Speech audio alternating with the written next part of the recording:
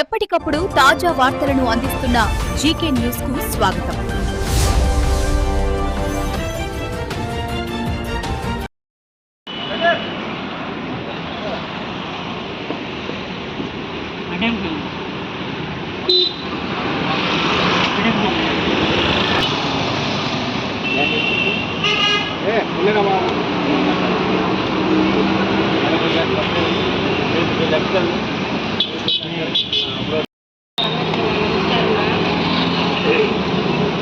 ఈరోజు నేను సోషల్ మీడియాలో నా 7 కోట్లు పోయిన దానికి నేను చేశాను కదా, దాని గురించి వీళ్ళు సోషల్ మీడియాలో నా గురించి చాలా తప్పుడు ప్రచారం చేస్తున్నారు.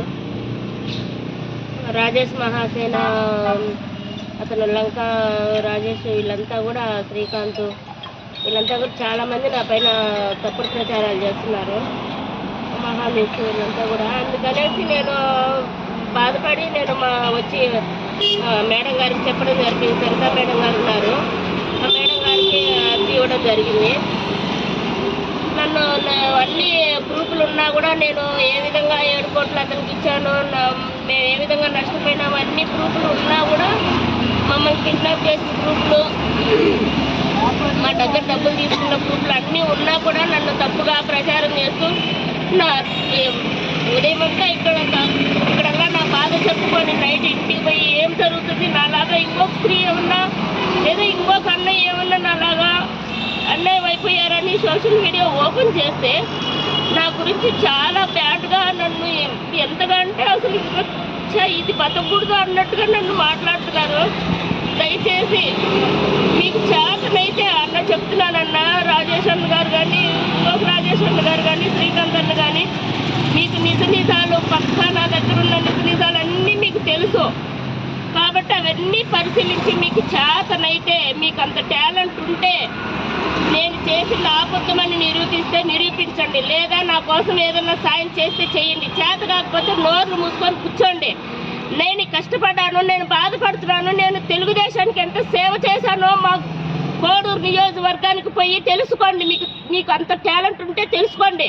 మా కోడూరు నియోజకవర్గానికి పోయి తెలుసుకొని మాట్లాడండి. నన్ను ఏమీ తెలియకుండా అతను ఎవరో వేసే డబ్బులకు తిని ఎందుకంటే మీరు ఇట్లా చేస్తారు నన్ను?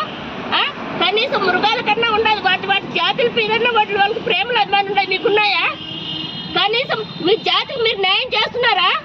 ఎందుకు మీకు సోషల్ మీడియాలో ఎందుకు మీకు చేతనైతే సాయం చేయండి, అంతేగాని ఒక మనిషిని చంపుదామా, మాటల్లో చంపుదామా, లేదా కానిచ్చులు అదే చనిపోవాలనేటట్టు చేయొద్దు. మీకు దయచేసి ఇప్పటి వరకు కూడా అన్న అన్న అన్న అని మిమ్మల్ని మనసు పూర్తిగా నేను ఎంతో అంత వినయంగా భంగపడుకొని చెప్పాను. ఇప్పటి వరకు కూడా ఇంకా నాకు గాని మండిందంటే నేను నిజంగానే తెలుగుదేశం పార్టీ దగ్గర పోయి ఆత్మహత్య చేసుకొని అన్న రాజేష్ అన్నలు ఇద్దరికి, శ్రీకాంత్ గారికి, మహానుసు ప్రతి ఒక్కరికి, వంశీ అన్న గారికి కూడా ఆ రోజు మాట్లాడినారు. ఆయనకు నిజ నిజాలు తెలియక ఏమన్నా మాట్లాడినారేమో, మళ్ళీ వంశీ గారు మాట్లాడినా ఆయన ఎక్కువ కులమైన వాళ్ళ సేమ్ జాతి అయినా కూడా ఆయన తెలుసుకొని ఒక ఆడదాని మనసు ఎలా ఉంటుందో ఒక అక్క చెల్లెల్లాగా ఆయన కూడా అనుకున్నాడేమో తెలియదు, కానీ ఆయన మాత్రం మాట్లాడాల.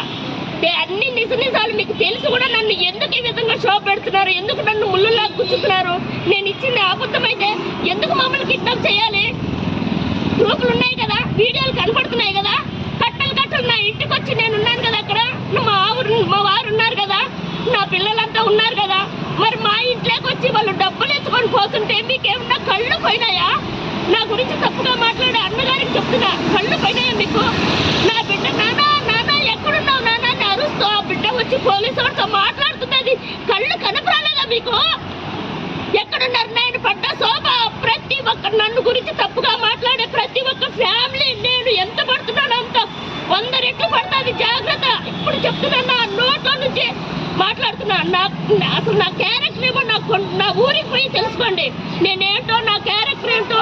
నాకు రాజకీయం మీద ప్రేమ ఉండి రాజకీయాల్లోకి పోయి ఏదో ప్రజలకు సేవ చేద్దామని వచ్చిన నన్ను ఆ వేమన సతీష్ గారు మోసం చేస్తే అతనికే మీరు పొంగవేస్తారా? అతనికే మీరు వస్తగలుగుతారా? నాకు సాయం చేయరా? నాకు న్యాయం చేయరా? అతని కాడ ఏమున్నాయి తీసుకోలేదండి, ప్రూఫ్లు ఏమున్నాయి? అప్పటి నుంచి ఇప్పుడు వరకు నా దగ్గర ప్రూఫ్లు ఉన్నాయి, నేను చూపిస్తున్నానని చెప్తున్నాను కదా. అతను అడిగేదానికి మీకు నోరు లేదా? మేము అమ్మేసిన ఆస్తి ఎలక్షన్ జరిగేటప్పుడు అమ్మినాము, ఎలక్షన్ అయిపోయిన తర్వాత కొనుక్కున్నాం. అంటే మా ఆస్తి మళ్ళీ మీ దగ్గరికి ఎలా వచ్చింది అని అతను ప్రశ్నించడం. ఎలా వస్తుందండి? ఎలా వస్తుంది? మేము డబ్బులు కావాలని అమ్ముకున్నాం, డబ్బులంతా జమ చేసుకున్నాం, వేమన సతీష్ ముఖాన్ని పెట్టాం. మళ్ళీ మా ఆస్తి అది ఎందుకు కొన్నాము? ఆ ఫోటోలో ఉన్నాయి చూడు మా నాన్నమ్మల గోరీలు, మా గోరీలు, మా ముసలాళ్ళ గోరీలు, మా అవ్వ మా తాత గోరీలు దాంట్లో ఉన్నాయి కాబట్టి ఎవరికన్నా వాళ్ళు గోరీలన్నీ తోసేస్తారు, కొట్టేసి ఫ్లాట్లు వేసి అమ్ముతుంటే మేము వాళ్ళ కాళ్ళ పడి అన్న అది మా ఇంత బ్రతికి అన్న ఆస్తి పోతే గోరీలు ఆస్తి పోతే పోయిందన్న, గోరీలు పోతే మేము బ్రతికి వేస్తాను అని చెప్పి అన్న కాళ్ళ పడి మేము ఆ గోరీల కోసం ఆ భూమిని మళ్ళీ కొనుక్కొని ఆయనకి ఇంకా మేము డబ్బులు ఇవ్వాలా. ఆ భూమిని కొంచెం ఇచ్చి ఆ భూమిని మా పేరుతో చేసుకునే దానికి ఒక అన్న మాట్లాడుతున్నాడు. సుబ్బలమ్మ ఎవరు? చింతామణి ఎవరు? చంద్రశేఖర్ ఎవరంటే సుబ్బలమ్మ మా ఇంటి ఆయనకి స్వయంగా అమ్మ. చంద్రశేఖర్ గారు మా ఇంటి చంద్రశేఖర్ గారు చింతామణమ్మ స్వయంగా మా ఇంటి ఆయనకు అన్న వదిన. సుబ్బలమ్మకు లచ్చమ్మకు పుట్టిన కొడుకులు ఇద్దరు. ఇదండి ఈ గోరీల కోసమని ఆ స్థలం తీసుకోవాల్సి వచ్చింది. మా ఫ్లాట్ అది ముసలాళ్ళు ఆ గోరీల కోసము తీసుకునేదానికి ఒకడు మాట్లాడుతున్నాడు. తిరిగి నాకు అర్థం కాలే ఎట్లా వచ్చింది మీకు మళ్ళీ తిరిగి వచ్చిందంటే. కంప్లైంట్ ఎవరి మీద ఇచ్చారు? ఇప్పుడు మేడం ఎలా స్పందించారు అది చెప్పండి. అదే వాళ్ళు రాజేష్ మహాసేన మీద, లంకా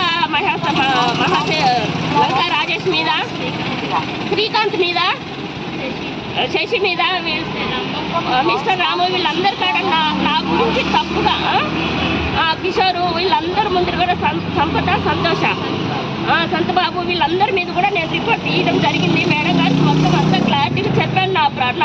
నా ప్రాబ్లం ఇది కాదా మేడం అని చెప్పాము. సరేలేమన్నారు. ఇంకా వాళ్ళ ఇష్టం, వాళ్ళు చర్య తీసుకుంటారో నాకు న్యాయం చేస్తారో లేదు ఇంకా వాళ్ళ చేతుల్లో పెట్టేసాను, వాళ్ళ ఇష్టం అండి.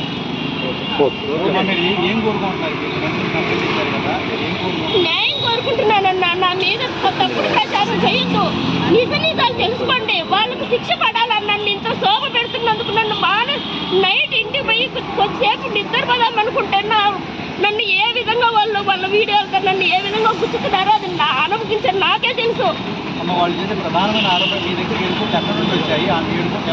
చెప్తున్నాను కదన్నా, ఆస్తులు అమ్ముకున్నాము, అప్పులు చేసాము, సీటీలు కట్టుకున్నాము,